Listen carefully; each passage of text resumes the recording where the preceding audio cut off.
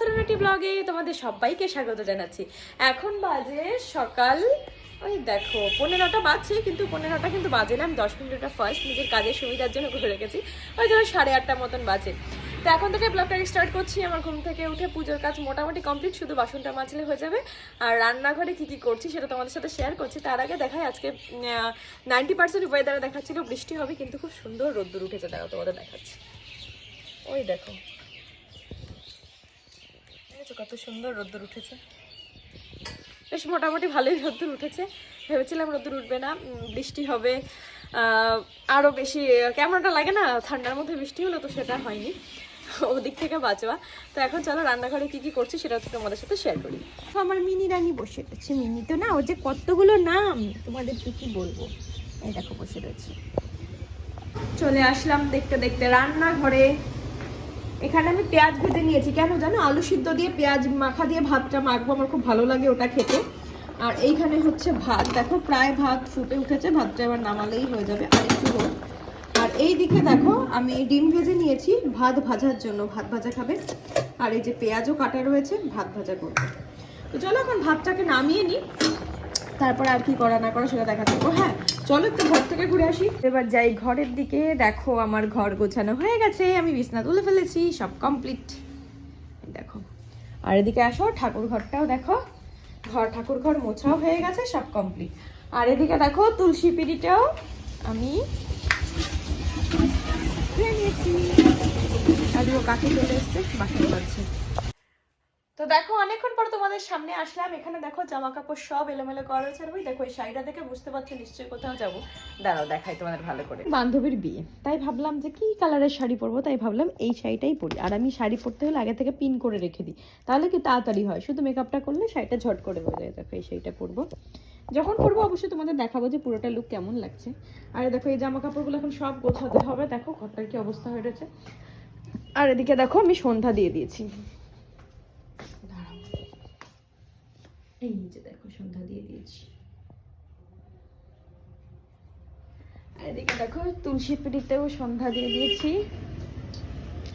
চলো দেখাই। সন্ধ্যাও কিন্তু হয়ে গেছে। এই দেখো আমার কিন্তু ব্যাকলাইট জ্বলছে বলে তোমাদের মনে হতে পারে, কিন্তু সন্ধ্যা হয়ে গেছে। আর এইখানে দেখো আমার সোনাতে কি করছি, এই দেখো ঘুমাচ্ছে না তুজ বলে বাবা, দেখেছো। আর এখানে দেখো বাসন রয়েছে, কাকি মেজে রেখে গেছে, এখন সব এগুলো জায়গায় গোছাবো।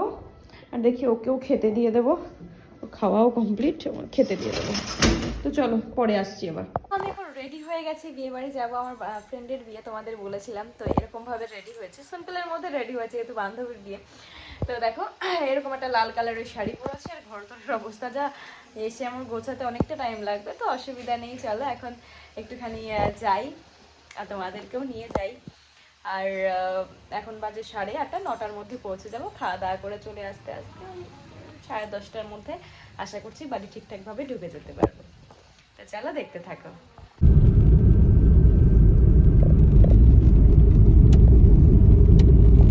তো দেখো চলে এলাম এখন বিয়েতে, এসেই খাওয়া দাওয়া করতে বসে গেছিলাম। তার কারণ দেখলাম ফ্রেন্ডরা সব বসে পড়েছে, তাই ওদের সাথে একবারে বসে পড়লাম। পরে একা একা বসতে আর ভালো লাগে না, সেই জন্য। তো প্রথমে ছিল ভেটকি ফ্রাই, ছিল আরও অনেক আইটেম ছিল। তো পাবদা মাছটা বেশ বড় ছিল, ওটা খেতে খেতেই জানো তো টাইমটা কেটে গেছিলো।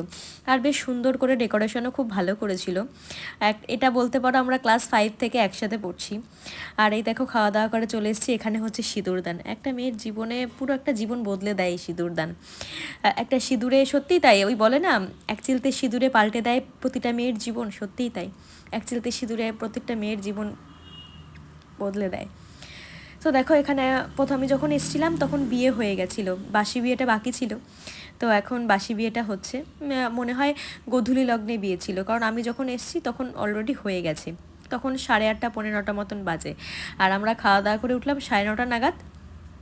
তো দেখো এখন হচ্ছে সিঁদুরদান। দেখো এটা কিন্তু যে ছেলেটাকে দেখতে পাচ্ছ ও হচ্ছে আমার ফ্রেন্ড, আর যে মেয়েটাকে দেখতে পাচ্ছ সে হচ্ছে আমার মানে দুজনেই ফ্রেন্ড, বন্ধু বান্ধবী। তো রিলেশন ছিল, তারপরে আজকে সেই যখন কোনো ভালোবাসা পূর্ণতা পায় অন্যদেরকে দেখেও ভীষণ ভালো লাগে। খুব খুশি হয়েছি আমি, ওরা যেন সারা জীবন ভালোভাবে থাকে, খুব সুখে থাকে, খুব আনন্দে করে জীবনগুলো যেন কাটায়, প্রত্যেকটা বছর যেন ওদের আরও বেশি আনন্দ মানে ওরা উপভোগ করতে পারে। খুব ভালো লাগছে আমার এরকম যখন কোনো ভালোবাসা পূর্ণতা পায়, সত্যি তখন নিজের চোখের জল যেন ধরে রাখতে পারি না। আজকে এসে অনেক বন্ধু বান্ধবের সাথে, যাদের সাথে কথা বন্ধ হয়ে গেছিলো তাদের সাথে কথা হয়েছে, দেখা হয়েছে, এক ঝলক দেখা হলেও তো হয়েছে। তো সেই দিনগুলো আবার মনে পড়ে যাচ্ছিলো, ছোটোবেলার স্মৃতি। সত্যি আজকে আবারও বলতে হয় ছোটোবেলার স্মৃতিগুলো সত্যিই ভোলার নাই। সবাই মিলে খেলা করছিলাম, স্কুলে বসে পড়াশোনা করতাম, কত আড্ডাই আর কি, কত কিছু করতাম। আর আজকে সবাই যে যার কত বড় হয়ে গেছি, সবাই আজকাল সংসার করছি, একটা অন্যরকম জীবন পেয়েছি আমরা সবাই। সত্যি কথাগুলো বলতেই যেন চোখ দিয়ে জল বেরিয়ে আসছে। তো সে যাই হোক, দেখো কথা বলতে বলতে এদিকে আমার সিঁদুর দান কমপ্লিট হয়ে গেছে। আর দেখো সিঁদুর পরে মুখটা কি মিষ্টি লাগছে, কি সুন্দর লাগছে দেখতে, এমনিতেই সুন্দর, তারপরে যখন একটা মেয়ের মাথায় সিঁদুর ওঠে না, অন্যরকম লাগে, পুরো মালক্ষী মালক্ষী লাগে, খুব সুন্দর লাগছিল ওকে।